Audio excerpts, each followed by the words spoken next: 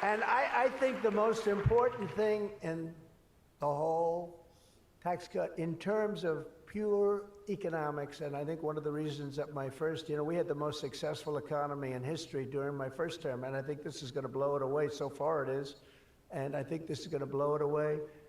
But the reason we had was I had expensing at 100%. And what we did is we included 100% in this bill, expensing for all capital expenditures, including investments in factories and equipment and structure. Structure wasn't included last time, so even structure, and you're able to write it all off immediately. That's the biggest thing, not 38 years, not 42 years, you're able to write it all off immediately. And this time, we've made it for 10 years, not for 1 year. We've made it for 10 years, so you have a much longer period, but I'd say get out and take advantage of it. I think that's one of the reasons that we had such an incredible success with the first tax cuts. And one of the things that this bill does is it extends the first tax cuts and makes them permanent. And in addition to that, we were granted other taxes like no tax on tips, no tax on Social Security, no tax on overtime.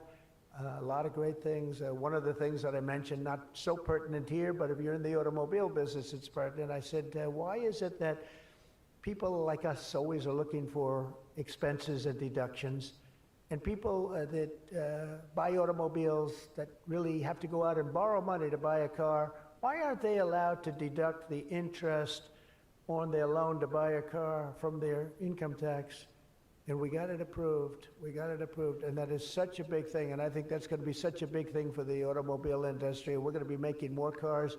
Within a few years, we're going to be making more cars than we made in the very beginning, in the super prime. We lost almost 50% of our automobile business to Mexico, Canada, and various other places, as you know, in Europe and in Asia.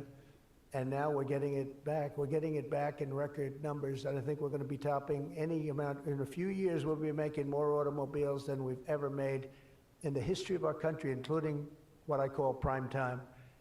My administration is also pursuing a future of all-out American energy dominance, and on day one, I terminated the Green New Scam. You know what that was? You were all victims to it. Perhaps the second or third greatest scam in the history of our country. I would say the first was Russia, Russia, Russia, and we had a couple of others too. But the Green New Scam was one of the greatest. It's so ridiculous what they've made you do. The carbon footprint.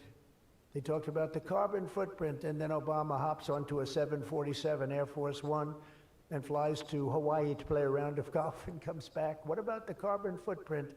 No, we didn't like that. And what Biden has done is absolutely terrible. He made it impossible, almost impossible for people to do business, not even talking about the border, where millions and millions of people flowed into our country, many from prisons, from jails, from gangs, from mental institutions all over the world. No, we're not doing that. We have to get them out. We've got 11,888 murderers, many of them committed more than one murder. Many of them, more than 50%, committed more murders. We're getting them out of our country, or in some cases they're so bad, we're not getting them out. We're having to lock them up because we don't want them ever to come back, no matter how good we're doing. Last month, you probably read, we had 0 people enter our country illegally. And over the last number of years, you'd have hundreds of thousands, literally hundreds of thousands of people a week pour into our country, totally unvetted and unchecked.